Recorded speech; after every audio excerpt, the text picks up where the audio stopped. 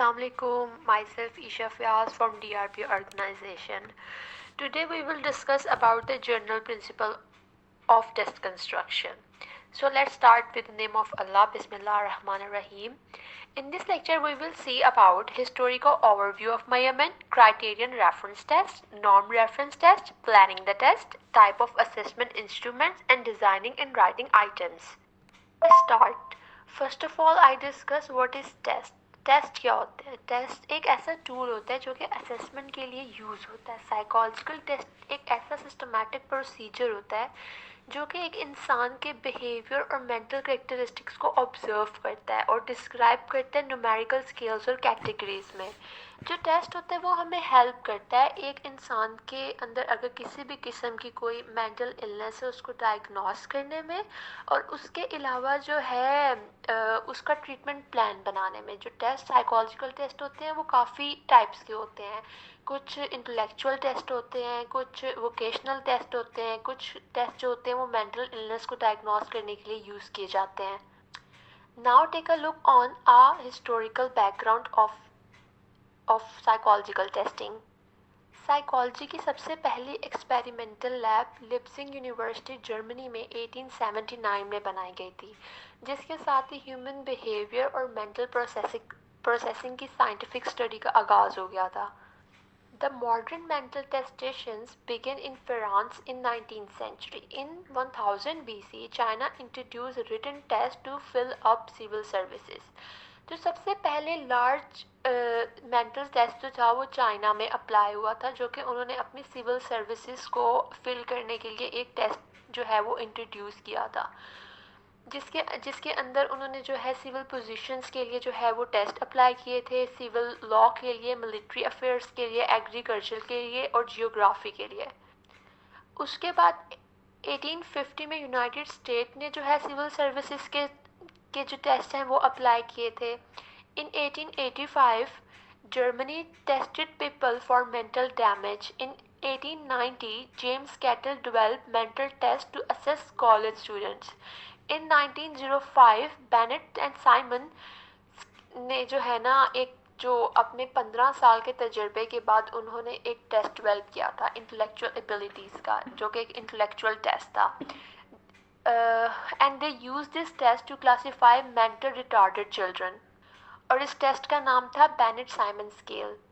1994 में world war one के बाद जो है बहुत सारे साइकोलॉजिकल टेस्ट जो है वो इंट्रोड्यूस हुए थे और अप्लाई हुए थे. उनकी बहुत ज़्यादा ज़रूरत महसूस हुई थी क्योंकि वर्ल्ड वॉर वन के बाद बहुत सारे लोगों में बहुत सारे किस्म की न्यू जो है साइकोलॉजिकल इलनेस जो है वो डायग्नोस की गई थी. 1941 से 1960 में बहुत सारे वोकेशनल स्किल्स बने थे. वोकेशनल टेस्ट किसी के करियर के लिए देखने के लिए कि किसी की जो है इंटरेस्ट है वो किस चीज़ में है. 1960 से 1980 में आइटम रिस्पॉन्स थ्योरी और न्यूरो साइकोलॉजिकल टेस्ट डेवलप हुआ था. 1980 में जो है एक नया टेस्ट की जो है ना एक नए किस्म के टेस्ट इंट्रोड्यूस किए गए थे, कंप्यूटराइज टेस्टिंग, जिसके अंदर ये हुआ था कि जो टेस्ट हैं उनको कंप्यूटराइज वे में जो है अप्लाई किया जाता था, एडमिनिस्टर किया जाता था. अब हम देखेंगे क्राइटेरियन रेफरेंस टेस्ट क्या होते हैं. जो criterion reference test are one method use to measure academic process and academic progress and achievement in relation to standards. जो क्राइटेरियन रेफरेंस टेस्ट है ये स्टूडेंट्स पे अप्लाई किया जाता था उनकी एकेडमिक प्रोग्रेस को देखने के लिए. जैसे कि जो है एक स्टैंडर्ड्स बनाए होते हैं कि इतने अगर मार्क्स आए हैं तो वो ए ग्रेड है, बी ग्रेड है, सी ग्रेड है. इन स्पेसिफिक स्टैंडर्ड्स के अकॉर्डिंगली उनकी जो एकेडमिक प्रोग्रेस है वो देखी जाती थी. अब जो क्राइटेरियन रेफरेंसेस टेस्ट हैं इसके अंदर मल्टीपल चॉइसेस क्वेश्चन हो सकते हैं, ट्रू एंड फॉल्स क्वेश्चन हो सकते हैं, ओपन एंडेड क्वेश्चन हो सकते हैं. जो नॉर्म रेफरेंसेस टेस्ट हैं वो इस चीज़ के लिए यूज़ होते हैं कि जैसे जो क्राइटेरियन रेफरेंस टेस्ट है वो एक स्टैंडर्ड के मुताबिक एक स्टूडेंट की प्रोग्रेस को देखते हैं, लेकिन जो नॉर्म रेफरेंसेस टेस्ट है ये एक इंसान के, एक इंडिविजुअल के नॉर्मल स्किल्स को देखते हैं, कंपेयर करते हैं उसी की सेम एज के इंडिविजुअल के साथ, यानी कि दो इंसानों का आपस में कंपैरिजन करना. जैसे कि इसकी एग्जांपल ये है जैसे कि अगर यूनिवर्सिटीज़ जो हैं वो जब एडमिशन अपने ओपन करती हैं तो वो एंट्री टेस्ट कराती हैं. जो एंट्री टेस्ट हैं उसके अंदर ये होता है कि बहुत सारे स्टूडेंट्स जो हैं वो अप्लाई करते हैं, एंट्री टेस्ट देते हैं, लेकिन उसमें से कुछ बच्चे सिलेक्ट होते हैं। तो इसी तरह ही नॉर्म रेफरेंसेस टेस्ट होते हैं जो कि एक इंडिविजुअल को दूसरे इंडिविजुअल से कंपेयर करते हैं, उनकी प्रोग्रेस को देखते हैं। अब इसकी एग्जांपल है stat test and IQ test. अब आगे अगर हम इनका डिफरेंस भी देखें तो इनका मेन डिफरेंस यही है कि जो क्राइटेरियन रेफरेंस टेस्ट है, they designed to measure student performance against a fixed standard of predetermined criteria or a learning standards. And the norm references test is a standard test that is designed to compare and rank test taker in relation to specific norm group. आगे हम देखेंगे planning the test. The development of good psychological test required 6 essential steps. First step है planning, यानी कि अगर हम एक test जो है वो बना रहे हैं तो उसके अंदर हमने सबसे पहले अपना ऑब्जेक्टिव देखना है कि हम जो अपना टेस्ट एक बना रहे हैं वो हम क्या मकसद है हमारा वो टेस्ट बनाने का, और जो हमारा मकसद है उसके ऊपर वो टेस्ट जो है वो पूरा भी उतर है। Writing item for the test, अब आपने जो है जब आप एक टेस्ट बना रहे होते हैं तो उसके अंदर आप टेस्ट के आइटम सेलेक्ट करते हैं। अब आइटम्स जो हैं वो मल्टीपल जो है क्वेश्चंस हो सकते हैं, एमसीक्यूज की फॉर्म में, ट्रू एंड फॉल्स स्टेटमेंट्स हो सकती हैं, ओपन एंडेड क्वेश्चंस हो सकते हैं। Third is preliminary administration of test, यानी कि जब आप एक टेस्ट को आपने बना लिया लेकिन एक लार्ज ग्रुप पे कंडक्ट करने से पहले आप एक स्मॉल ग्रुप पे उसको कंडक्ट करके देखें। Checking the reliability of the final test, अब जो एक टेस्ट है उसकी रिलायबिलिटी देखें। अब रिलायबिलिटी क्या होती है कि जो एक टेस्ट है वो एक बार अप्लाई किया गया एक इंडिविजुअल पे, तो जो उसके स्कोर आए हैं दोबारा भी जब वो अप्लाई किया जाएगा तो वही स्कोर आएंगे, यानी कि वो टेस्ट सही है। Checking the validity of final test, validity mean कि जिस ऑब्जेक्टिव के लिए आपने वो टेस्ट बनाया, जो आपका मेन ऑब्जेक्टिव था उसको बनाने का, क्या टेस्ट उसी पे उतर रहा है। यानी कि अगर हमने एक टेस्ट बनाया है शिजोफ्रेनिया को डायग्नोस करने के लिए, तो क्या हमारा जो टेस्ट है वो शिजोफ्रेनिया को ही डायग्नोस कर रहा है, कहीं वो बाइपोलर को तो डायग्नोस नहीं कर रहा।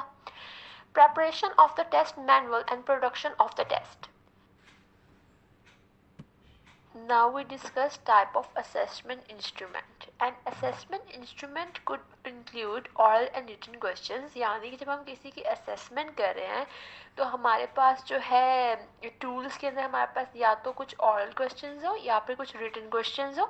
observation एंड डिमॉन्स्ट्रेशन चेकलिस्ट, यानी कि जो चीज़ हमने ऑब्जर्व करनी है हमारे पास एक चेकलिस्ट मौजूद हो, यानी कि क्वेश्चंस हमारे पास एक मौजूद हो चेकलिस्ट कि जैसे अब अगर हमने किसी का बैठने का स्टाइल चेक करना है या हमने उसका टॉकिंग स्टाइल चेक करना है फॉर एग्जांपल, तो फिर हमारे पास वैसी पूरी एक चेकलिस्ट होगी जिसके अंदर हम टिक करते जाएंगे जो जो चीज़ें हम नोट कर लेंगे। प्रोजेक्ट्स, केस स्टडीज या सिनेरियोज, हमारे पास केस स्टडीज हो या फिर कोई भी सिनेरियोज या प्रोजेक्ट हो। रिकॉग्निशन और work portfolios and work portfolios होते हैं यानी कि जो है ना जो भी हम काम कर रहे हैं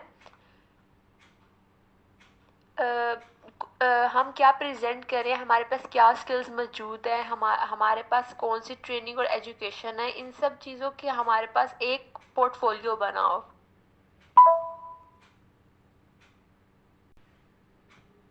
Now we discuss the designing and writing test items. How do you design our writing test? अब जो एक टेस्ट है वो आप कैसे जो अच्छे से बेहतरीन तरीके से आप उसे कैसे लिखें। सबसे पहले तो जो आप टेस्ट लिख रहे हैं उसके लिए आपको एक अच्छे से ग्रेट प्रैक्टिस की ज़रूरत होती है एक टेस्ट को एडमिनिस्टर करने के लिए, और उसके बाद जो रिसर्चर है वो अपने तमाम राइटिंग स्किल्स को यूज़ करते हुए एक टेस्ट लिखता है। जो स्टेटमेंट है वो बहुत क्लियर होनी चाहिए, ठीक है। जो हमारा ऑब्जेक्टिव है टेस्ट का उसको माइंड में रखते हुए उसी के ही मुताबिक रेलिवेंट स्टेटमेंट्स हों।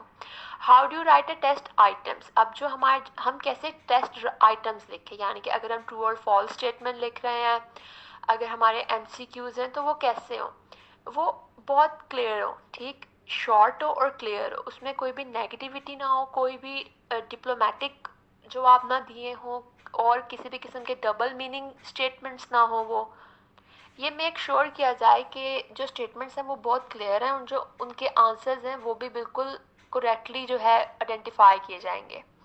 Okay, thank you so much. I hope you understand this lecture. If you have any question, you can comment below. Allah Hafiz.